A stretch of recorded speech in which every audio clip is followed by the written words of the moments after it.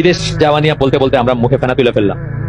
যারা যাচ্ছেন একদম বেস্ট অফ দ্য বেস্ট দিন পালন করা মানুষ যাচ্ছেন, আপনি কি মনে করেন যে আল্লাহর একটা কমান্ড আপনি কার্পেটের নিচে ঢুকাই দিয়ে বিদেশ গেলেন আর আপনার কিছু হবে না, আপনার জীবনটা নিরবিচ্ছিন্ন চলবে? হইতে পারে, হইতেই পারে না, পসিবলই না এটা। তাহলে আপনার আল্লাহ বিশ্বাসী নাই যদি আপনি মনে করেন যে আপনি একটা পা মারায় যাবেন আল্লাহর একটা কমান্ড বা অর্ডার বা আল্লাহর একটা, এবং আপনার কিছুই হবে না উইদাউট মেকিং তওবা বা তওবার রাস্তা খোলা থাকবে। অবশ্যই সেটা আছে, অবুঝ ভাবে আমরা না জানতে কিছু করতে পারি, হইতেই পারে না এটা। আল্লাহ বলতেছেন সরাসরি জাহান্নামে নিক্ষেপ করা হবে আপনি যদি ওইখানে মারা যান। আপনি সেটাতে পাতা নিয়ে যা বলতেছেন আগে একটু কামাই লই তারপরে দেখুন।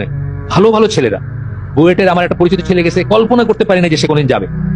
তার ওয়াইফ পারলে ডেলি কান্দে যে বাচ্চা হয়েছে ওইখানে, ওটা তো আমেরিকান বাচ্চা, এবং আমেরিকান বাচ্চা হলে যদি কোনোভাবে সে জানে তো সে তার রাস্তা বাইর করে নিতে পারবে।